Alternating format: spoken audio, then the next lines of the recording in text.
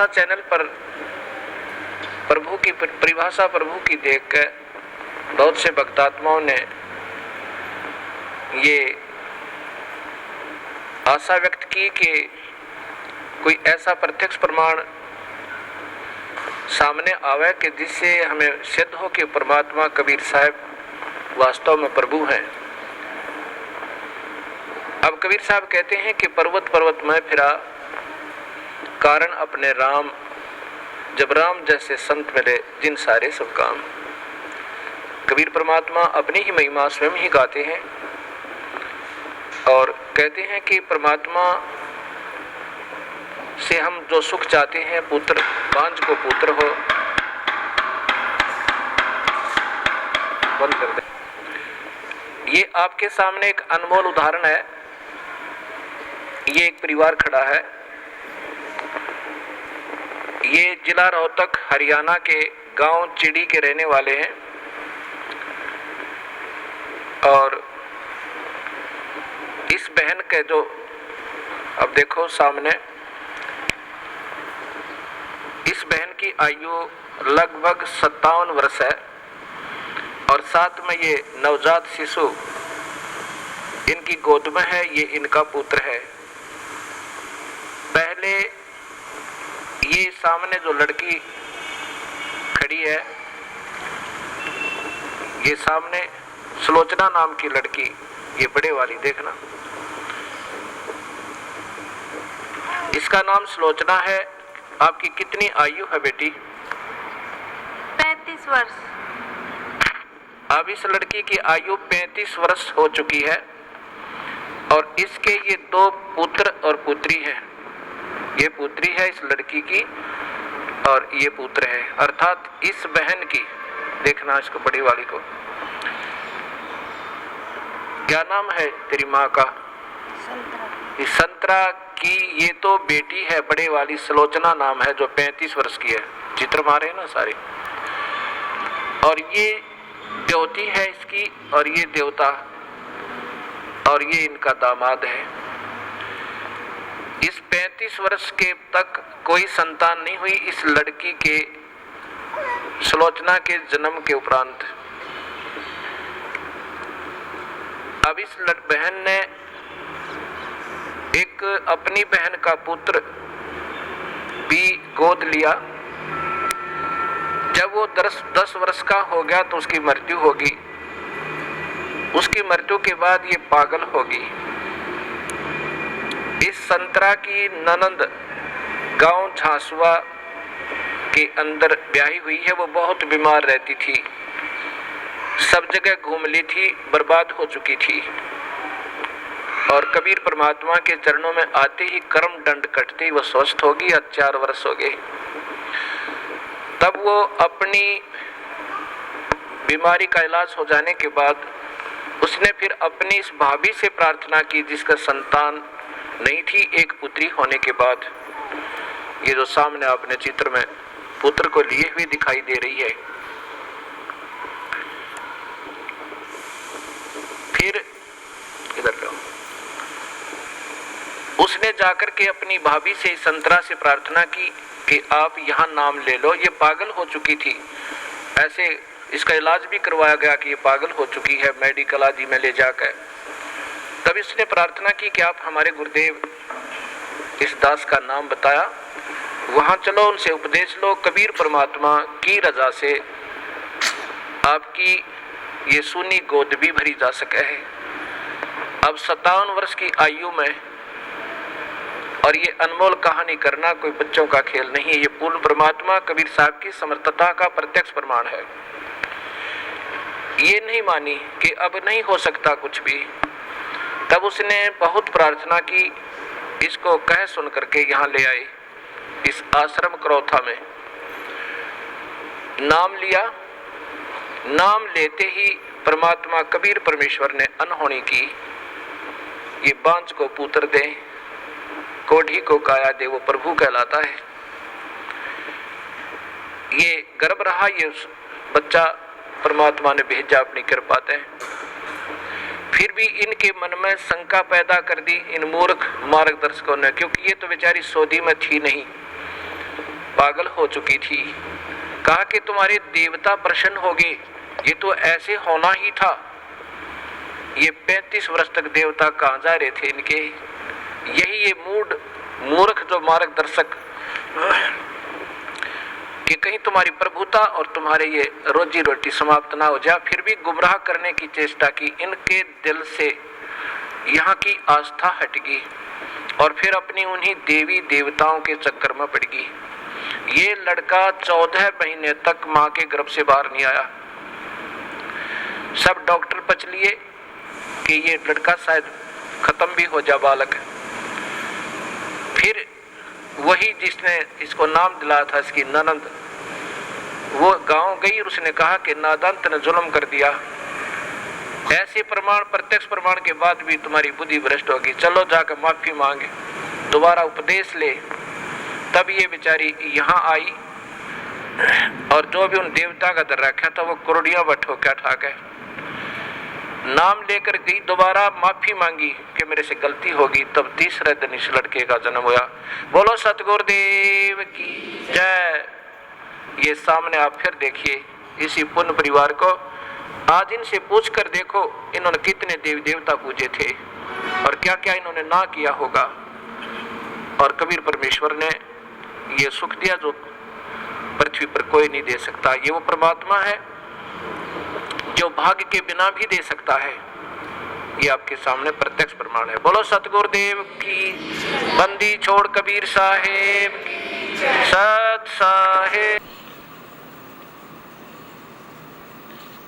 आस्था channel पर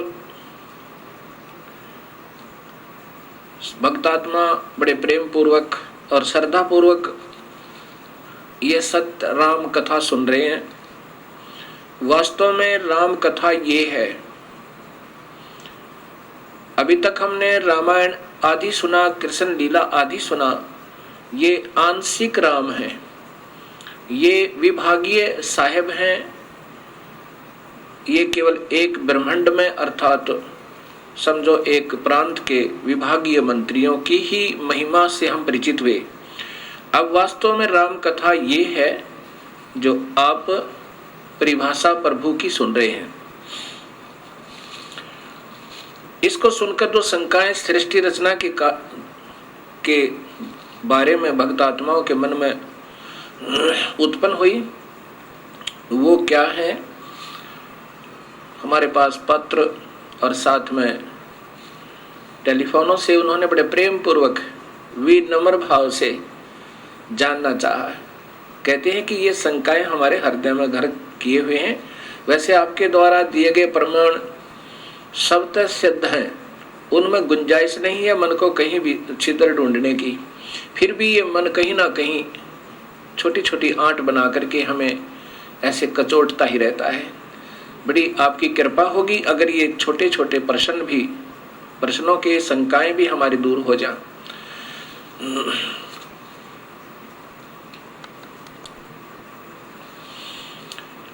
एक भक्त ने प्रश्न किया कि जैसे आप बता रहे हो कि 1 लाख जीवों का ये आहार करता है और 1.25 लाख की उत्पत्ति करता है,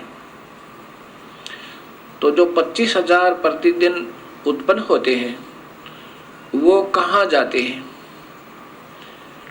और फिर ये 25,000 आए कहाँ से? ये भी मन में शंका आती है।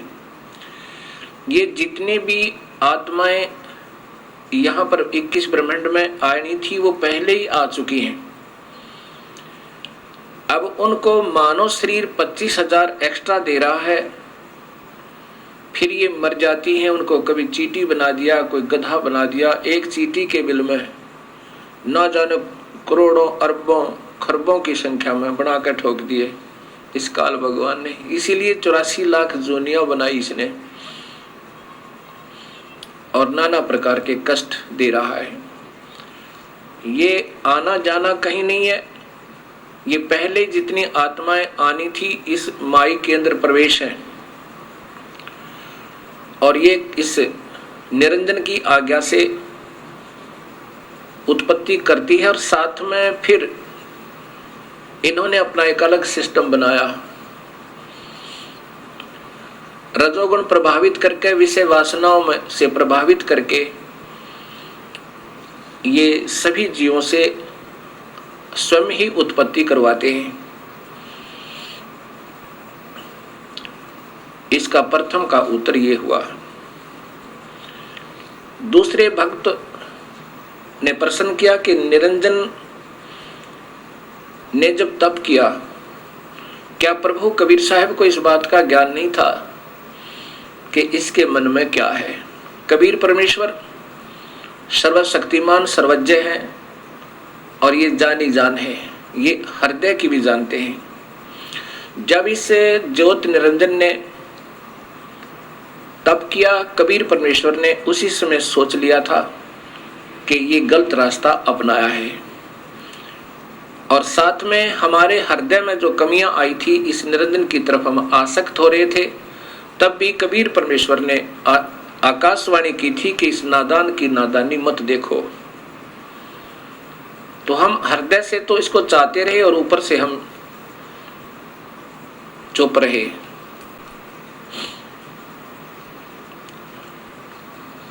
और परमेश्वर कबीर साहब ने मालूम था कि ये क्या चाह रहा है,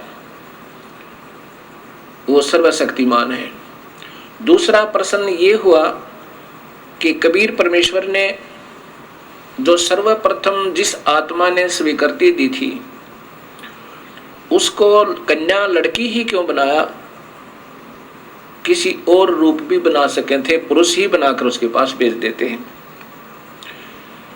अब ये तो आपके मन में काल स्वयं विद्यमान है, ये काल ही है, और काल ऐसे ही उठपटांग आपके मन में खरपतवार पैदा करता रहेगा। जब पहले आप लोग और हम भी देवी देवता, हनुमान जी, श्याम जी, ब्रह्मा विष्णु महेश की, माताओं की सब पूजाएं करते थे, कभी मन में कोई उथल पुथल नहीं हुई। और जब ये अपने प्रभु को पहचानना चाहती है आत्मा, उस समय ये काल तीव्र हो जाता है, सैकड़ों शंकाएं उत्पन्न करने की चेष्टा करता है। प्रथम तो ये कारण आप समझ लेना कि आपके अंदर अगर ऐसी उथल पुथल हो रही है, ये काल प्रेरणा है। फिर भी समाधान सदगुरु आपको पूरा देंगे।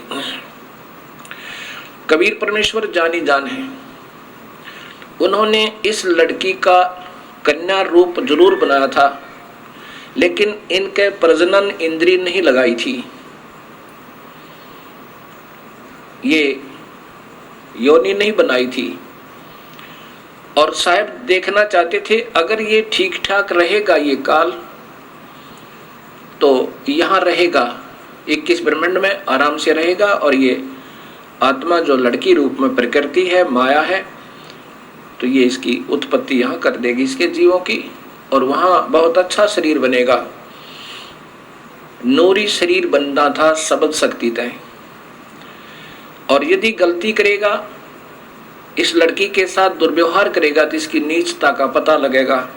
पता तो था मालिक ने कि दोनों में से कोई सा भी कर सकता है, और साथ में हमने जो अपनी पति भर्ता पद से हम गिरे थे, हमें भी अक्ल लगानी थी कि एक बार ये काल के जलों में चले जाएंगे, उस काल के दुख ने उठा लेंगे, और फिर मैं इनको वापस लाऊंगा, ये फिर कभी नहीं भटकेंगे।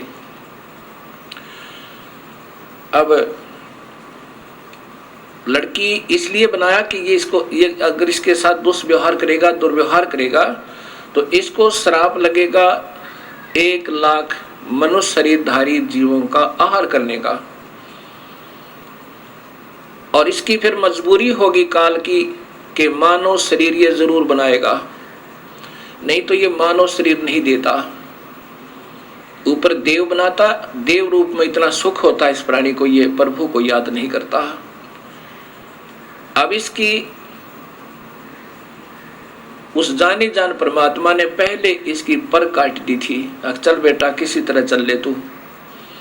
अब हम इसने वहां गलती की, बदमाशी करना चाहा, तो लड़की ने इसके अंदर शरण लिया, उसके प्रतिफल में काल को श्राप लगा, ये वहां से निष्कासित हुए। अब ये काल की मजबूरी बन गई हमें एक मानव शरीर देने की, इसको श्राप लगा हुआ अपनी भूख मिटाने के लिए। और कबीर परमेश्वर को मालूम था कि इन अपनी प्यारी आत्माओं को मैं इस मानव शरीर में फिर जाकर सत्ज्ञान दूंगा और अपने चरणों में लेकर के इनका फिर उद्धार करके वापस ले आऊंगा। ये जानी जान है, ऐसा इसका ये समाधान समझो। अब फिर प्रश्न एक, क्योंकि ये जो खरपतवार उत्पन्न होते हैं वो या तो बहुत ही अनजान होते हैं या वो किसी गलत गुरु के फंसे हुए होते हैं और वो गुरु लोग उनमें ये गलत मैटर भरते रहते हैं कि ये प्रश्न करो, ये करो, क्योंकि उनके पास अब जवाब नहीं है। वो कितने दिन इन भोली आत्माओं को गुमराह कर सकते हैं। आज सब बहन बेटियां एजुकेटेड हैं, सब बहन भाई एजुकेटेड हैं, पढ़े लिखे शिक्षित हैं और शास्त्र हमारे पास उपलब्ध हैं। अब ये गलत गुरु इन भोली आत्माओं को भरमा नहीं सकते, ठीक है, क्योंकि वो अनजान हैं और वो चतुर व्यक्ति हैं, वो मन गुरु जी, और वो प्रभु की प्यासी आत्माएं हैं, वो भटक रही हैं, उस अपने प्यारे प्रभु को तलाश कर रही हैं। लेकिन ये इन ठगों का फंस गई जिनको स्वयं ज्ञान नहीं कि परमात्मा कौन है। कोई निराकार बताता है, कोई निराकार है, परमात्मा की कोई स्थिति नहीं है। कोई किसी को प्रभु बताता है, कोई किसी को बताता है, कोई कहता है ब्रह्मा विष्णु महेश के माता पिता नहीं है, ये तो अजर अमर है, ये सर्वशक्तिमान है। तो वो ऐसे गुरु आपको अब फिर विचलित करने की चेष्टा कर रहे हैं, जो ऐसे प्रश्न आपके मन में आ रहे हैं। फिर भी समाधान आपको मिलता रहेगा। एक ने प्रश्न किया कि यदि हम सतलोक चले जाएं और फिर भी गलती कर सकते हैं?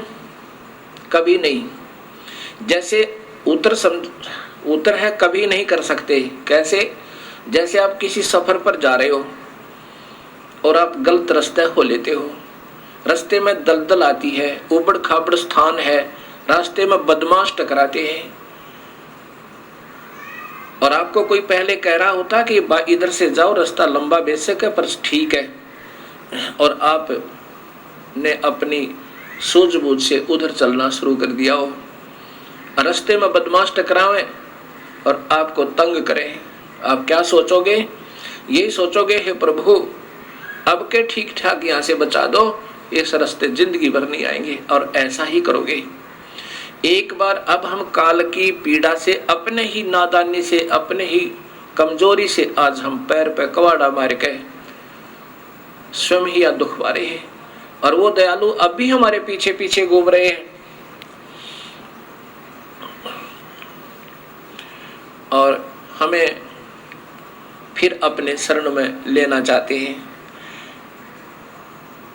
अब इसकी एक बार हम वहां पहुंच जाएंगे, इधर देखेंगे नहीं जिंदगी में कभी भी, हम इधर थूकेंगे भी नहीं, क्योंकि जब हम यहां से चले जाएंगे जब इस खतरों का हमें और विशेष ज्ञान होगा।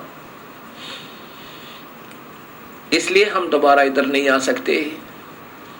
हम तो गलती कर नहीं सकते और अन्य करेंगे, उनको फिर सजा मिलेगी।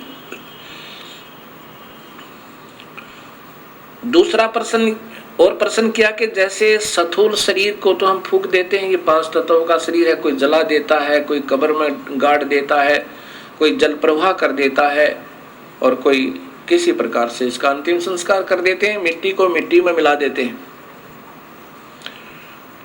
फिर ये खाने वाली बात समझ में नहीं आई, वो खाता किस चीज को है काल। अब यही सोच अधूरी हमारी, तभी तो हम यहाँ उलझे हुए हैं।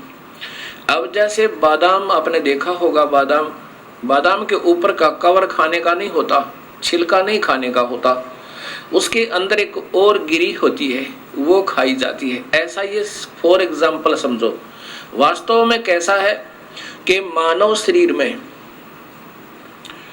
जितने भी हम चटपटे खट्टे मीठे पदार्थ आहार करते हैं, क्योंकि मन स्वयं काल है और इसकी आदत है चटपटे भोजन खाने की, मांस मिठी शराब सुल्फा पीने और खाने की, क्योंकि इससे इस सूक्ष्म शरीर में, इन आहारों से सूक्ष्म, इस स्थूल शरीर के द्वारा सूक्ष्म शरीर में एक ऐसा द्रव तैयार करवाता है कि जो उस सूक्ष्म शरीर के अंदर लेप हो जाता है, उसमें जैसे स्पंज सोख लेती है, पानी को चूस लेती है, ऐसे वो सूक्ष्म शरीर इन व्यसनों को जो हम सारे जीवन में आहार करते हैं, पान करते हैं, कोई शराब पीता है, कोई सुल्फा पीवा है, कोई अफीम खावा है, कोई नाना प्रकार के चटपटे भोजन आहार करता है, उससे स्थूल शरीर की परवरिश होने के बाद भी कुछ मैटर बच जाता है और उसका फिर लेप उस सूक्ष्म शरीर, इसके अंदर एक ऐसा ही सूक्ष्म शरीर है, उसके अंदर लिप्त हो जाता है, जम जाता है।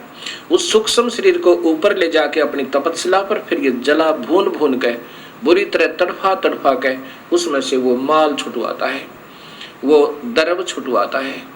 और ये इतना पीड़ा होती है इस जीव को, ये चिल्ला चिल्ला के बुरी तरह रोता है और फिर बेहोश हो जाता है। और जब इसमें से सारा मैटर निकल लेता है, इसने ऑटोमेटिक सिस्टम बनाया हुआ है, फिर इनको वहां से उड़ा देता है। फिर ये आकर के धर्मराय के पास लेखा जोखा करवाते हैं। फिर कर्म आधार पर इनको फिर 84 लाख जूनिया स्वर्ग नरक आदि प्राप्त होते हैं। और फिर कर्म आधार पर स्वर्ग नरक 84 लाख जूनिया ये अलग से फिर इस ये काल इनको देता है, ये दंड अलग से होता है।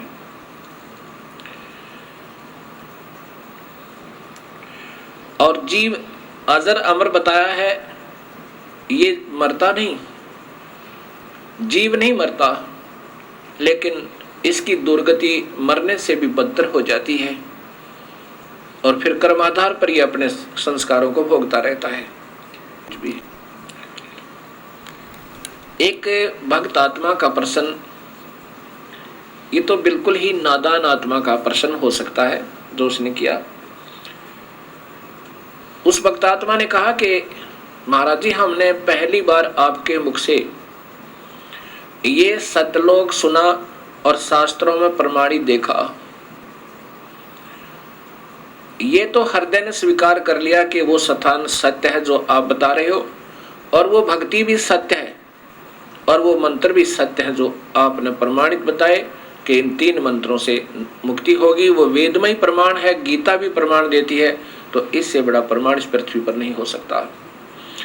अब मुझे डर लग रहा है कि कहीं मैं आपसे उपदेश ले लूं और आपकी सत्साधना से मैं सीधा सतलोक चला जाऊं और कहीं वहां कोई भी ना मिले, मैं अकेला ही पहुंच जाऊं तो वहां मेरा दिल नहीं लगे। तब मैंने उससे कहा, नादान,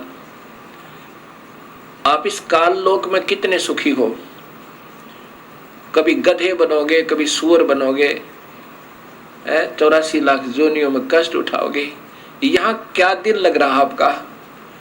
वो नादान क्या कहता है जी, यहाँ घूमते फिरते तो नजर आते हैं गधे बनकर भी, दिल लगा रहता है। अब यहाँ हमारी सोच इतनी गिर चुकी है कि यहाँ पीड़ाओं पर पीड़ा सहन करते करते भी हमारा हृदय यहाँ से दूर जाने को नहीं करता। ये कारण क्या है? ये भगवान विष्णु जी की मेहरबानी है। इसने हमारे यहाँ एक सतिथि बनाई हुई है, हमारे को यहाँ पर फंसाया हुआ है, यहाँ से हमारा हृदय नहीं हिलने देते। इसलिए इस त्रिगुणमयी माया कहा है। ब्रह्मा हमारे अंदर रजोगुण पैदा करता है, यहाँ के ठाठो बाट की उपलब्धि के लिए ना जाने क्या क्या अनर्थ कर देते हैं हम, और फिर ये हमारे पास रहते भी नहीं। ना कार रहती है, ना कोठी रहती है, ना संतान रहती है, ना संपत्ति रहती है। और जब तक ये शरीर रहता है हमारी वृत्ति ये खराब रहती है, ये भी जोड़ दूं, ये भी बना लूं, ये सुविधा उपलब्ध कर लूं, ये शरीर ही छूट जाता है, फिर ये प्राणी रो रो के टक्कर मारता है।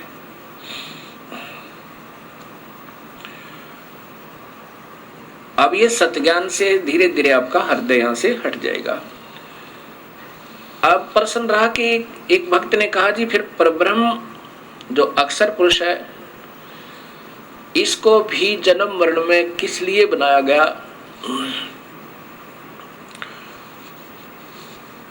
हाँ, इसने जब क्षर पुरुष ने अर्थात इस ब्रह्म ने किया और राज्य प्राप्त किया।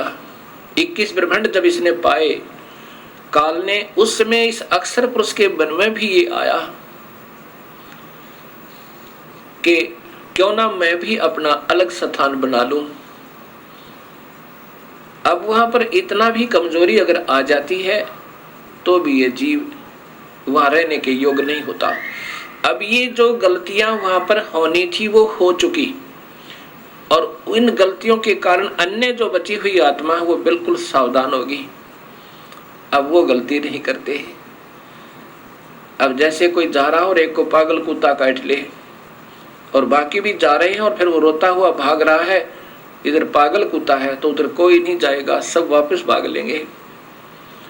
ऐसे ही ये जो गलतियां की जिन्होंने उन्हें सजाएं पाई और आगे बैन लग गया, क्योंकि सबको पता लग गया कि ऐसे निर्मल स्थान को छोड़ के और कहीं ठिकाना नहीं है, क्योंकि वापस यहाँ से दुख पाकर के वापस गई हुई आत्माओं ने वहां सभी को सचेत कर दिया कि उस काल लोक जैसा कष्ट कहीं पर नहीं है।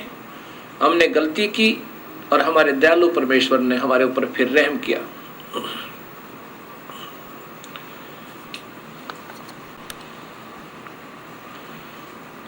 ये परब्रह्म की जो का 7 संख ब्रह्मांड बनाए, उसमें कुछ आत्माएं इन सब के आने के बाद इनके भी कुछ हृदय में इनकी आत्मा, यानी अब एक भक्त ने प्रश्न किया कि जब वहां मन तो है ही नहीं, आप ही बता रहे हो कि काल ही मन है और मन वहां है नहीं, तो फिर आत्मा वो मन कैसे हुआ उस निरंजन में। अब ये आत्मा भी की भी सोच होती है। मन तो यहाँ इस काल लोक में है, यहाँ इसने डबल बना रखा है, अपना भी प्रभुता। मन इस आत्मा की सोच को यहाँ बिल्कुल खराब कर देता है और आत्मा की भी अपनी सोच होती है।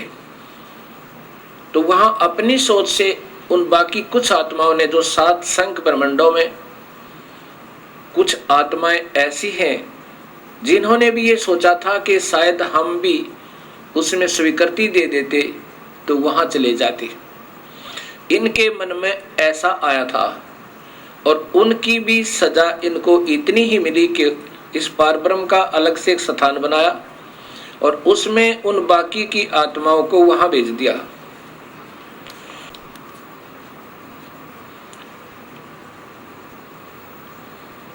अब जो आत्मा परब्रह्म के लोक में रहती हैं,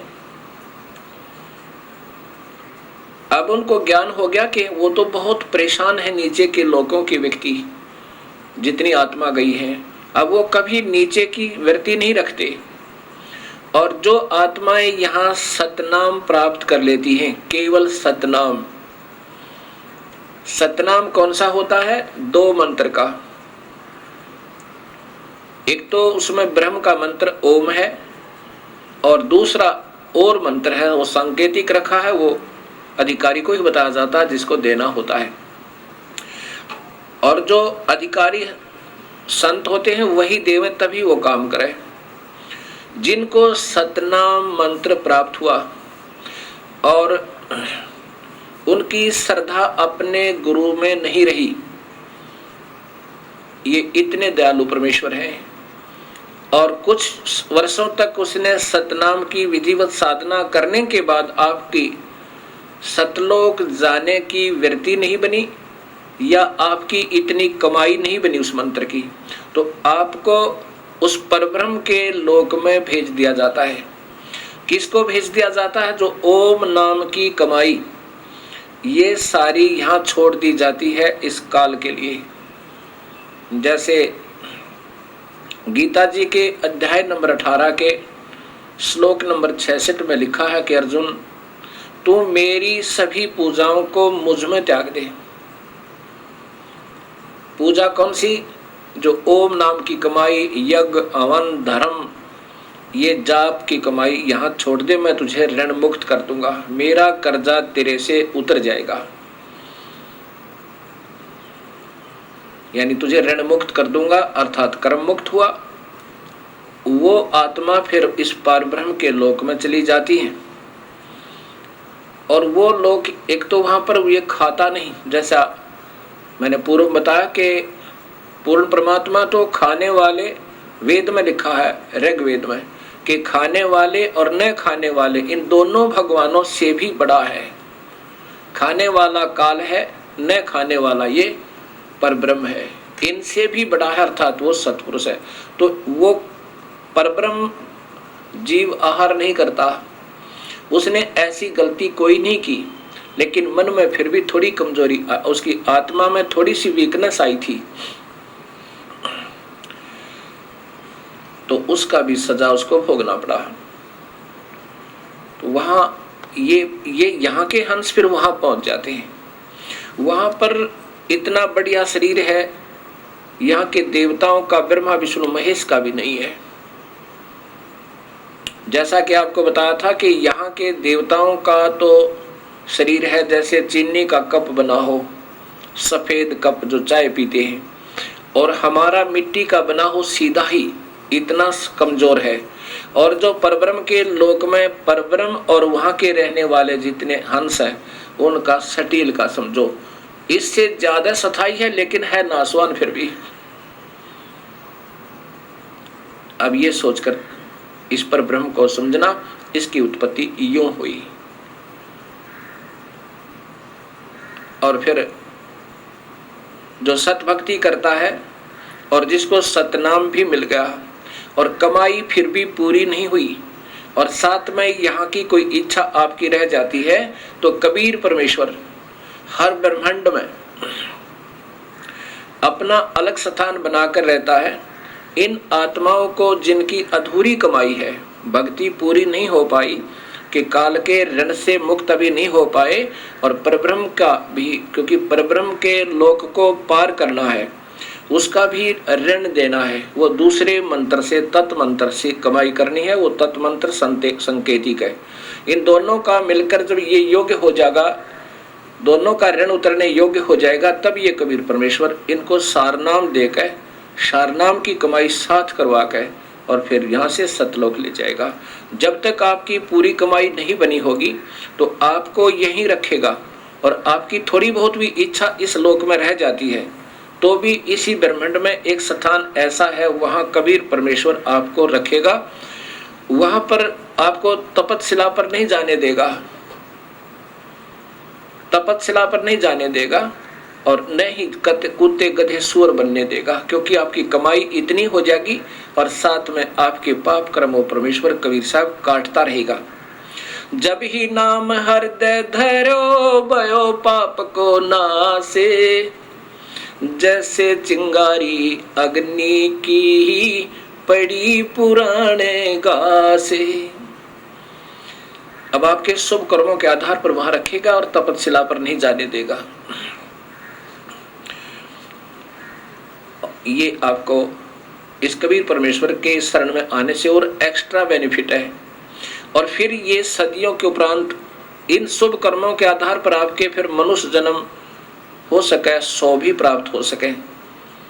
जो कबीर परमात्मा के आधार पर सतभक्ति आप कर रहे हो, और मनुष्य जन्म आपके फिर देने शुरू कर देगा परमेश्वर, और फिर कभी अपनी सतभक्ति को जगाएगा। उसमें उन पुण्यात्माओं को जिन्होंने पहले सतगुरु की भक्ति कबीर परमेश्वर की किसी युग में कभी वो आए स्वयं या उनके कोई सत संत के साथ रहकर की हुई है, अब उनको शीघ्र ये बात समझ में आती है, क्योंकि उनके अंदर काल नहीं होता ज्यादा।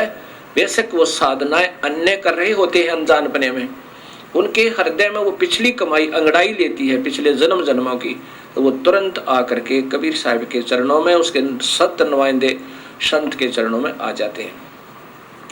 और जिन्होंने अभी तक कमाई सतपुरुष की, पूर्ण परमात्मा की कभी नहीं कर पाए, और ब्रह्म तक की अच्छी साधना युगों युगों कर रहे हैं, वो पुण्य आत्मा भी इस सत्संग को सुनकर और शरण में आ जाएंगी। तो जैसे कलम चढ़ा दी जाती है, जैसे कलम चढ़ाई जाती है, ऐसे इसकी वो फिर सतनाम दिया जाएगा उनको, उनके अंदर फिर वो भक्ति प्रवेश हो जाएगी, और प्रारंभ होगी तो अवश्य पार होगा। क्योंकि उन्होंने पिछली कमाई ओम नाम की बहुत की हुई होती है, और उसके साथ वो दूसरा मंत्र मिला करके फिर ये कमाई आपकी पहले भी कराई जाएगी, और साथ में उस सत्य नाम की यानी ऊपर के मंत्र का भी आपको अभ्यास करवाया जाएगा, और फिर आपकी भक्ति प्रारंभ हो जाएगी। एक समय की बात है, गरीबदास जी महाराज यही हरियाणा के अंदर एक छोटा सा गांव है छुडानी, पहले जिला रोहतक में, अब नया झज्जर जिला बन गया है। वहां कबीर परमेश्वर उन गरीबदास जी को आकर मिले। कब मिले? जब मगहर के अंदर अपनी एक लीला की थी, उन नादान लोगों के भ्रम को तोड़ने के लिए, जो कहा करते थे कि काशी मरने वाला स्वर्ग जाता है और मगहर मरने वाला गधा बनता है। तो कबीर परमेश्वर ने कहा था कि जो सत भक्ति करेगा, जिस भी लोक की करेगा, वो अपने यथास्थान चला जाएगा, चाहे कहीं भी प्राण त्यागो। ये तुम्हारी भूल है कि भूमि के आधार पर तुम गुमराह कर रहे हो। नाम की कमाई से, सत भक्ति से जीव को ऊपर के लोकों में स्थान मिलता है। ऐसे कोई पृथ्वी के आधार पर पार नहीं हो सकता। उस भ्रम को तोड़ने के लिए कबीर साहब ने कहा था, मैं मगर शरीर छोड़ूंगा और वहां देखना मैं स्वर्ग जाऊंगा या स्वर्ग से भी ऊपर जाऊंगा। ऐसा ही किया था। 120 वर्ष यहाँ शरीर दिखाकर मानव जैसा सर्व शक्ति से प्रकट होकर, और सब शक्ति से वहां लाखों की संख्या में दर्शकों के सामने, और साथ में 2 नरेश, बिजली खां पठान मगहर नरेश और बीर देव सिंह बघेल काशी नरेश के सामने अपना शरीर अदृश्य कर दिया था, और एक चादर नीचे बिछाई थी, एक ऊपर ओढ़ी थी शरीर त्यागने के लिए। तो शरीर के उस चादरों के बीच में सुगंधित फूल मिले थे, शरीर नहीं मिला था कबीर परमेश्वर का। और ऊपर देखा कि एक प्रकाश का गोला ऊपर को जा रहा है, और आकाशवाणी हुई कि देखो मैं स्वर्ग से भी ऊपर जा रहा हूं। वहां सन विक्रमी संवत 1575, सन 1518 में अपने सह शरीर सतलोक गवन के उपरांत सन 1717 में 199 वर्ष के बाद वो कबीर परमेश्वर सह शरीर प्रकट होकर, गरीबदास जी जब गायों के पाली गए हुए थे, उनके गवाले थे, चरवाहा कर चरा रहे थे अपनी गायों को, वहां खेतों में आके स्वयं प्रकट हुए मानव शरीर, क्योंकि उनका मानव जैसा शरीर है परमेश्वर का। 199 वर्ष के बाद कबीर साहब स्वयं अपने सतलोक से आकर गरीबदास जी को वहां मिले खेतों में। वहां आज भी यादगार बनी हुई है उस परमेश्वर के प्रकट होने के प्रकट स्थल की।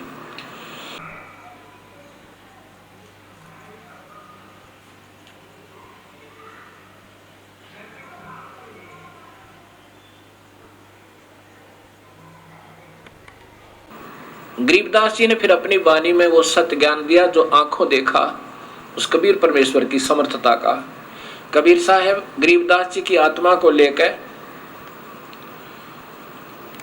धर्मराज के दरबार में पहुंचे। धर्मराय यहाँ का न्यायाधीश जो काल ने बैठा रखा है, और वो सबका लेखा जोखा करता है।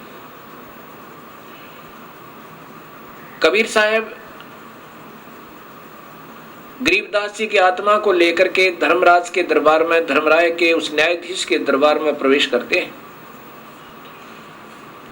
और यहाँ का वो सुप्रीम जज न्यायाधीश खड़ा हो जाता है धर्मराय, और कबीर साहब के सामने अपनी चेयर छोड़ देता, अपना तख्त छोड़ देता है, कुर्सी छोड़ देता है। क्योंकि कबीर परमेश्वर वो सुप्रीम पावर है। जैसे हिंदुस्तान का सुप्रीम कोर्ट का सुप्रीम जज, चीफ जस्टिस, चीफ मजिस्ट्रेट राष्ट्रपति के सामने अपनी चेयर छोड़ देगा, अन्य के लिए नहीं, क्योंकि हिंदुस्तान का राष्ट्रपति सुप्रीम मजिस्ट्रेट भी होता है और वो सुप्रीम पावर होती है। राष्ट्रपति फांसी की सजा भी मुक्त कर सकता, उसको कोई पाबंदी नहीं, और अन्य सजाएं तो उसके बाएं हाथ का खेल होता है। ऐसे कबीर परमेश्वर वो सुप्रीम पावर है, यहाँ के हर ब्रह्मांड के न्यायाधीश उसके सामने हाथ जोड़कर खड़े हो जाते हैं। जब धर्मराज ने कहा, धर्मराय ने कहा, न्यायाधीश ने कहा कि हे परवरदिगार विराजो, बैठो मालिक, तब खड़े खड़े कबीर साहब ने जैसे कोई बड़ा अधिकारी छोटे अधिकारी पर डांट लगावे और अपनी समर्थता दिखावे, ऐसे कबीर साहब ने कहा कि धर्मराय आंख कान खोल कर सुन ले, जिसने मेरा नाम ले रखा है। क्योंकि कबीर परमात्मा ने मालूम है कि ये काल का जाल बहुत तगड़ा है, ये नाम भी ले लेते हैं, इनके मन में और ना जाने कितनी खरपतवार पैदा कर देता है और फिर उन भोली आत्माओं को नाम से वंचित करवा देता है। इनको ऐसे ही झूठा लालच देकर और दूसरे के द्वारा प्रेरणा दिलाकर कि उन्होंने कहीं देवी देवताओं को की पूजा त्याग दें, आपको घना नुकसान हो जाएगा, ऐसे डरा डरू के और उनसे पूजा छुटवा देता है। और वो पुण्यात्मा 1 वर्ष 2 वर्ष 3 वर्ष 4 वर्ष जितनी भी पूजा कर चुके हैं और डरते त्याग गए, जो गुरुद्रोही नहीं हुए, और उनको फिर धर्मराज के दरबार में ले जाया जाता है, मान लीजिए। तो वहां जाकर के कबीर साहब कहते हैं उन आत्माओं को भी तू मत पकड़ना, क्योंकि उनको तुमने दबाव देकर और दूसरे के द्वारा उनको गुमराह करवा दिया, उनको मेरे पास भेज देना। और साथ में भूल चूक के जिसने सारी उम्र पूजा की मेरी कबीर परमेश्वर की और अंत में किसी ने डगमग कर दिया, उन दोनों ही सतिथि वालों के बारे में कबीर परमात्मा क्या बताते हैं। धर्म गरीबदास जी ने उनकी वार्ता अपने कानों सुनी, आंखों देखी, वर्णन किया। क्या बताते हैं?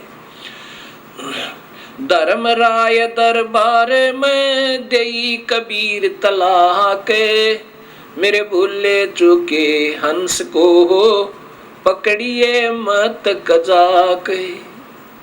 कबीर साहब कहते हैं धर्मराज, अगर कोई मेरी आत्मा भूल चूक कभी तेरे दरबार में आ जा तो उसको सजा मत देना, उसको मेरे पास भेज देना। अब वो धर्मराज हाथ जोड़कर कहता है, परवरदिगार, आप ही का बनाया हुआ एक संविधान है कि जो जैसे भी जो कर्म करेगा इस 21 ब्रह्मांड में, उसको उनका प्रतिफल अवश्य भोगना होगा, चाहे अवतार भी क्यों ना हो। जैसे भगवान श्री राम ने सुग्रीव के भाई वाली को मारा था, उसकी भी सजा, उसका भी दंड भोगना पड़ा। भगवान श्री कृष्ण रूप में वही विष्णु जी आए, श्री राम आत्मा, और एक पारधी ने उनके पैर में तीर मार के वो बदला लिया। वो पारधी कौन था? वो बहेलिया कौन था? वो स्वयं वो बाली था, जो सुग्रीव का भाई की आत्मा थी। कबीर साहब कहते हैं कि जिन्होंने मेरा उपदेश ले लिया वो तेरे कर्म भ्रम नहीं लगेंगे। अब धर्मराज कहता है कि मालिक, जब तक ये आपकी शरण में नहीं आए थे, इनकी पिछले पाप कर्म और शुभ कर्म मेरे अकाउंट में, इनके अकाउंट में, मेरे रजिस्टर में चढ़े हुए हैं, उनका फल मुझे देना पड़ेगा दाता, या मेरी मजबूरी है। तब कबीर साहब ने कहा कि ये कर्म भ्रम ब्रह्मांड के मैं पल में कर दूं नेस, ये काट दूंगा सबको, और जिन हमारी दोही दी सो करो हमारे पेश। जिन्होंने मेरी दुहाई दी है, मेरा नाम ले रखा है, मेरे पूरे सच्चे नुमाइंदे थे, उनको फिर मेरे पास भेज देना, तू लेखा जोखा मत करना। बोले पुरुष कबीर से धर्मराय कर जोड़े, तुमरे हंस को पकड़ू नहीं मोहे 2 लाख करोड़े। ये कबीर परमेश्वर, तेरी आत्मा ने मैं नहीं पकड़ूंगा, लेकिन मुझे ये लाख दुहाई है, अपने कानों के हाथ लगा कर कहता हूं, पर परमात्मा जिन्होंने पहले ये पाप कर्म कर रखे हैं, आपकी शरण में आने से पूर्व उनके बारे में क्या बोला कि कर्मों से तीरथ हैं अब मुख से कहे कबीरी, उनको निश्चय पकड़ूंगा फिर जड़ दो तोक जंजीर। ये धर्मराज बोला। तो कबीर साहब क्या कहने लगे, करम भरम ब्रह्मंड के ये पल में कर दो ने से, इनका कांटा लगा दूंगा, क्रॉस कर दूंगा तेरे सारे मेरी प्यारी आत्माओं के पाप कर्मों को। और जिन हमारी दो ही दे सो करो हमारे पेश, उनको मेरे पास भेज देना, तू लेखा मत लेना। इस प्रकार कबीर साहब ने अपनी समर्थता गरीबदास जी को दिखा के सतलोक लेके गए और वहां से फिर वापस भेजा। तो मेरा जो कहने का तात्पर्य था कि जो कबीर साहब के चरणों में भक्तात्मा एक बार सत भक्ति के आधार पर आ जाते हैं, उनको पार करके छोड़ता है। ये हमारी कमजोरियां हैं कि हम अपना समय बढ़ा लेते हैं, इन अनजान समाज में उलझ गए। हम अपने प्रभु की बातों पर विश्वास कम करते हैं क्योंकि हम आम समाज में ज्यादा रहते हैं। ऐसे हम विचलित होकर के अपने जन्म बढ़ा रहे हैं। अब मान लीजिए किसी को सतनाम प्राप्त हो गया, इस दयालु परमात्मा ने कितनी रजा बख्श दी आप पे, और आप हृदय से उनको चाहते रहे, आपको अपने पास रखेगा, काल की तपस्या पर नहीं जाने देगा और लेखा जोखा उनको नहीं करने देगा, लेकिन आपको फिर जन्म देगा क्योंकि आपने अपनी कमजोरी से यह समस्या फिर पैदा कर ली। ये दयालु फिर आपको फिर संभालेगा, जैसे आज फिर कृपा कर दी उस परमेश्वर ने, इस सत्य ज्ञान का डंका फिर बजा दिया। और अब जो चूक गया फिर ना जाने सदियों उपरांत, ना जाने कब आपका मनुष्य शरीर हो है और हो तो फिर कोई सत्य मार्गदर्शक संत ना मिले ये जीवन, और फिर आगे 100-200 वर्ष के बाद ये कलयुग इतना गिर जाएगा कि कोई भी भक्ति करना नहीं चाहेगा, क्योंकि जिस आधार से ये भक्ति मार्ग पर भक्तात्मा लगी हुई हैं गलत संतों के शास्त्र विरुद्ध साधना पे, आखिर में ये सोच लेंगी भगवान है नहीं, क्योंकि प्रभु वाले गुण प्रभु की महिमा उनको उपलब्ध नहीं होगी और वो फिर नास्तिक हो जाएंगे और फिर कोई भक्ति करने वाला प्राणी नहीं रहेगा। अभी कितना अंतर हो चुका है, मांसाहारी दुनिया होगी, शराब पीवें समैक पीवें, क्योंकि काल ने तो यही चिंता रहती है कि कहीं ये सत भक्ति पर लग जावें और ये कोई संत इनको ना मिल जाए और ये पार ना हो जावे। काल उलझाना चाहता है और कबीर परमेश्वर हमें सुलझाना चाहते हैं। अब जैसे कलयुग में कबीर परमेश्वर की और काल की वार्ता हुई थी, तो काल ने 3 युगों में कम जीव वापस ले जाने की प्रार्थना की थी वचनबद्ध करके। कबीर साहब जानी जान है। यहां भी शंका आ सकती है कि क्या कबीर साहब को मालूम नहीं था ये क्या मांगेगा। जब काल ने कबीर साहब से मांगा था कि हे परमात्मा वचनबद्ध हो जाओ, तब मैं आपसे कुछ याचना करना चाहता हूं, क्योंकि काल ने कबीर परमेश्वर की के पैर पकड़ कर छोड़े नहीं, रो रहा बुरी तरह। तो कबीर साहब जानी जान थे, उसको मालूम था कि बच्चे की दौड़ कहाँ तक होती है, क्या मांग सकता है ये। इसने क्या मांगा था कि दाता 3 युगों में जीव थोड़े ले जाना सतलोक में, और चौथा युग जब कलयुग आवे तब शरण जीव बहु जावे। तब इसने कहा था कि चौथे युग कलयुग में आप कितने ही जीव ले जाना। कबीर साहब को मालूम था कि सतयुग त्रेता द्वापर में यो जीव घना दुखी नहीं होता। सतयुग में इतना सुख होता है कि पत्नी से पहले पति नहीं मरता, पत्नी विधवा नहीं होती, और पिता के सामने पुत्र की मृत्यु नहीं होती। शरीर बहुत सुंदर स्वस्थ और साथ में लाखों वर्ष की आयु होती है। कोई प्रभु नहीं बदना चाहता और भजते हैं क्योंकि सब में छोटी मोटी सिद्धियां होती हैं, तो ओम नाम के आधार पर वेदों को पढ़ के और उसी में मस्त रहते हैं रहेंगे। इसलिए मालिक ने मालूम था कि सतयुग त्रेता द्वापर में ये प्राणी मेरी बात को कम स्वीकार करेंगे, क्योंकि ये दुखी थोड़े होंगे। और जब कलयुग आवेगा इनके ऊपर कहर तोड़ेगा ये काल। भौतिक सुख तो नजर आएगा पर आत्मा की शांति नहीं होगी। किसी की ऐसी भयंकर बीमारियां पैदा कर देगा, किसी का कैंसर हो रही है, किसी का एड्स हो रही है, किसी का कुछ पैदा कर दी, किसी की आंख फूट गई, किसी को व्यापार में घाटा। और फिर काल को चिंता बन गई कि कहीं अब कबीर परमात्मा का कोई सत नुमाइंदा ना आ जावे और सत भक्ति इनको ना बता दे। मनुष्य शरीरधारी प्राणियों को अब भौतिक सुविधाओं का ढेर करवा दिया, ऐसे चैनल चलवा दिए दिन रात चले टीवी पे। दिन में तो धंधा करो और शाम ने गुटी ला ले, शराब पियो, और जब रात ने आंख खुल जा रात्रि को तो टीवी ऑन रिमोट से लेटा लेटा कर लो। फिर उसमें गंदे गंदी फिल्में, गंदे गंदे गाने सुन सुना के पढ़ते पढ़ते चलते चलते सो जाओ। प्रभु को मत याद करो। लेकिन उस कबीर परमेश्वर ने आज भी रजा बख्श दी। उसी इस साइंस की सुविधाओं को आज सदुपयोग कर रहे हैं परमेश्वर। उसी के साथ साथ ये इतने बढ़िया चैनल आस्था जैसे और चलवा दिए कि अब पुण्यात्मा ढूंढती ढूंढती अपने परमेश्वर को ऐसे ही प्राप्त कर लो और सुन लो उस मालिक की सत्य कथा, उस राम कथा को, और फिर सोदी ऐसे ही दे देगा मालिक। तो ऐसे इस कबीर परमेश्वर ने अब कलयुग में आके अपनी प्यारी आत्माओं को फिर चरणों में लेना है और जो कबीर साहब की सत्य कथा को सत्य मान लेगा। ऐसा कबीर सागर में 600 वर्ष पूर्व कबीर साहब ने लिखवा दिया था कि एक बार कलयुग में पूरे वर्ल्ड में, पूरे संसार में कबीर साहब की ही भक्ति होगी।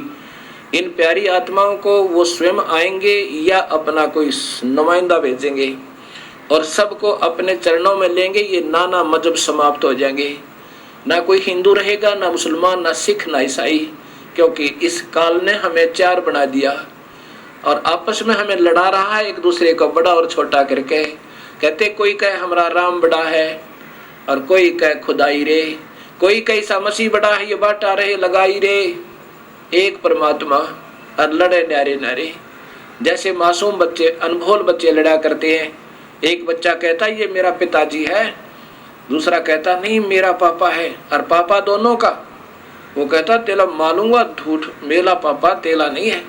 तो ऐसे हम अबोध हैं, हमें ये नहीं मालूम हमारा पिता एक है कबीर परमेश्वर।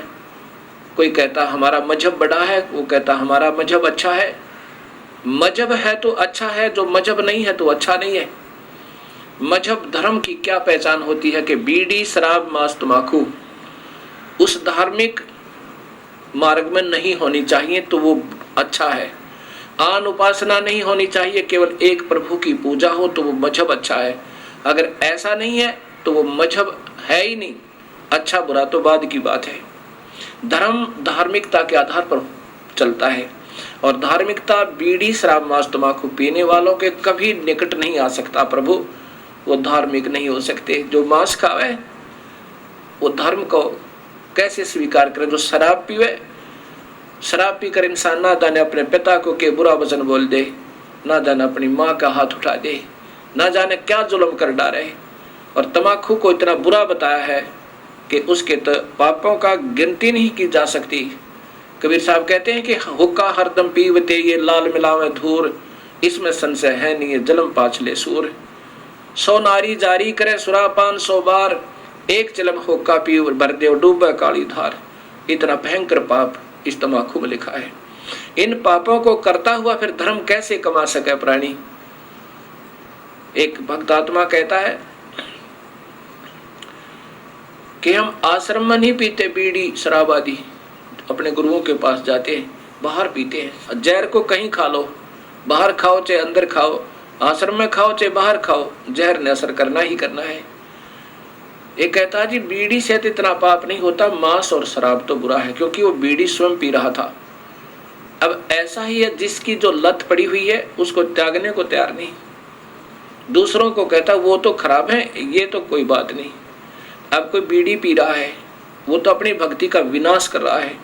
जैसे खीर बनावे, हलवा बनावे और बना के उसमें बालू रेत यानी उसमें रेत डाल दे, मिट्टी डाल दे, बताओ वो क्यों बनाई, क्या फायदा बनाने का भी। भक्ति करे और कुबित कमावे, वो कभी सफल नहीं हो सकता, वो तो बिगाड़ दी उसने साथ की साथ। ऐसे ही आन उपासना, एक प्रभु की एक गुरु पर आश्रित कर होकर एक ही प्रभु की साधना जो नहीं करता उसको गीता में व्यभिचारिणी भक्ति कहा है। जो स्त्री एक पति अपने पति पर ना रुक कर वो नाना जगह धक्के खाती है, उसको ऐसी संज्ञा दी है। जो एक परमात्मा की भक्ति नहीं करते, देवी भी, देवता भी, तीर्थ भी, फलाना भी, ढकड़ा भी, मंदिर भी, मस्जिद भी, कहते हैं वो व्यभिचारिणी भक्ति कर रहे हैं। और अव्यभिचारिणी भक्ति से प्रभु की प्राप्ति हो सकती है। तो हम देख लेना हमारा समाज अब क्या कर रहा है। तो ऐसे जब हम सत भक्ति पर लगेंगे तब ये हमें ज्ञान होगा और भक्ति हमारी सुचारू चल पाएगी। अब प्रसंग चल रहा है कि कबीर परमात्मा के चरणों में आने के बाद इस जीव को फिर यहां से निकलने का एक चांस मिलता है। और जब ये सत भक्ति प्रारंभ होती है,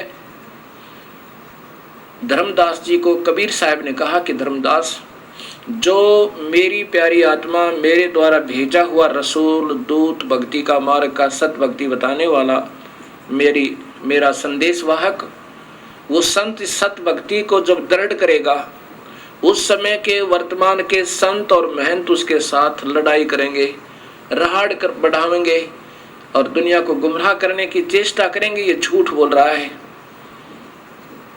कबीर साहब कहते हैं कि जो मम सत शब्द दर ढावे, उसके संग सब राड बढ़ावे, अस संत मंतन की करनी और धर्मदास में सुनाऊं वर्णी। ये उनका विवरण बताता हूं। उस समय के संत नकली और नकली ये महंत उस मेरी प्यारे हंस के साथ द्वेष करेंगे और जनता को गुमराह करने की चेष्टा करेंगे, परंतु मैं साथ रहूंगा, उनकी बिल्कुल नहीं बसावेगी। क्योंकि सत्य का अंत नहीं होता, असत्य का पैर नहीं होते। उस समय के ये असत्य पर आधारित विचक्षण ये चतुर संत शास्त्र विरुद्ध साधना बता रहे होंगे, और जब हमारे शास्त्र अनुसार साधना प्रारंभ होगी तो सब समझेंगे और उनसे अपनी फांसी निकलवा लेंगे उन गलत गुरुओं से। अब यहाँ एक समाधान प्रश्न और उठता है मन में, भक्त आत्माओं के रह कर फोन आते हैं, कहते हैं जी हमने सुना है कि गुरुदेव नहीं त्यागना चाहिए अगर हमने कहीं से दीक्षा ले रखी है, ये तो महापाप बताया है गुरुदेव ने। अब गुरुदेव क्या होते हैं? ये वैद समझो भक्ति मार्ग के और जन्म मरण के दीर्घ रोग के काटने वाले वैद होते हैं। एक डॉक्टर से दवाई नहीं लगाए क्या दूसरा नहीं बदला जाता? तुरंत बदलना चाहिए और समझदार व्यक्ति तुरंत बदलेगा। उसके सामने नहीं मरेगा, उसकी दुकान पर पड़ के अपना पीछा छुटवाएगा, 36 जगह इलाज करवाएगा जब तक उसका रोग ना कट जाए। इसलिए हमने गुरु बदलने में कभी देरी नहीं करे। कबीर साहब ने कहा कि झूठे पक्ष को गुरु को तजते तिनक ना लावा वार, तुरंत त्याग दे उसको जब पता लग जा। कबीर साहब कहते हैं जब बेरा देखा जर्जरा हम तो उतर गए, फड़क फड़क माने एकदम निकल जाए, जैसे जा रहे हैं कहीं समुद्र दरिया से पार होने की चेष्टा करी और देखा कि ये तो स्वयं डूबने वाला है जिसमें हम बैठे हैं, कहता तुरंत कूद जाओ उसमें, बाहर निकल जाए, जान बच जाएगी। ऐसा ही लिखा है। और गरीबदास जी ने तो यहाँ तक लिखा है कि झूठे गुरु का लित्र लावे, एक अनमोल मनुष्य जन्म के साथ धोखा कर रहा है, गलत साधना देकर, गलत नाम बता के, गलत ज्ञान देकर, उस जैसा दुश्मन इस पृथ्वी पर नहीं है। अगर आपका मान ले धन का घाटा हो जाए तो फिर पूरा हो सके, कोई बात नहीं, 2 रोटी खा के इंसान अपना टाइम पास कर सके। और ये मनुष्य शरीर उन नादान संतों के आधार पर व्यर्थ हो गया तो इस तो बड़ा दुश्मन आपका कोई नहीं। और वो प्रमाण कहाँ से मिलेगा? शास्त्र देंगे कि शास्त्र अनुसार साधना है तो सही है, वेदों के अनुसार और गीता के अनुसार यदि आप ब्रह्म साधना कर रहे हो तो ठीक है। वेदों गीता में लिखा कि तीनों गुण रजगुण ब्रह्मा, सतगुण विष्णु, तमगुण शिव जी, इससे नीचे इनकी और इनसे नीचे की जो भक्ति करते हैं देवी देवताओं की करते हैं, वो तो तीनों कहते हैं माया के द्वारा जिनका ज्ञान हरा जा चुका है, त्रिगुणमयी माया, रजगुण ब्रह्मा, सतगुण विष्णु, तमगुण शिव जी। रजगुण ब्रह्मा के द्वारा कैसे हरा है कि ये यहीं की संपत्ति और संतान में ही ये व्यस्त रहता है, यहीं की सुविधाओं को प्राप्त करने में अपना जीवन खो रहा है, ये रजगुण ब्रह्मा की कृपा है। और सती थी एक दूसरे मोह ममता हो गया, किसी तो प्यार हो गया, कि तो बच्चा मोह ममता, की तो संपत्ति में अपने आस्था होगी। ये भगवान विष्णु के द्वारा काल ही सतोगुण में पैदा करके और हमें यहाँ जकड़वा रहा है। और शिव जी के द्वारा ऐसा तमोगुण पैदा करवा देता है, छोटी सी बात पर भाई बहन के साथ लड़ पड़े और भाई बहन पर मुकदमा करते, पिता पुत्र न मार दे, ना जाने के जुल्म करवा दे। जैसे पीछे राजाओं की कहानी, राजाओं ने अपने पिता को अंदर कैद में ठोक दिया, स्वयं राजा राजगद्दी पर बैठ गया, ये रजोगुण प्रभावित हो गए। तो इस प्रकार ये काल हमें तीनों गुणों के द्वारा और अपने ही तक की भक्ति पर, इन तीनों गुणों तक ही भक्ति की सीमित रख के, ब्रह्मा विष्णु महेश की भक्ति तक सीमित रह करके हम यहाँ पर उलझे रहते हैं।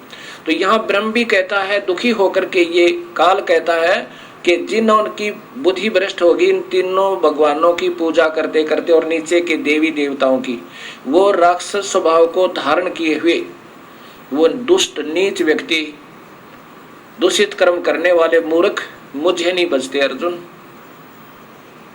बताओ, मुझे माने ब्रह्म साधना भी नहीं करते। अब देखना समाज में क्या पूजा हो रही है।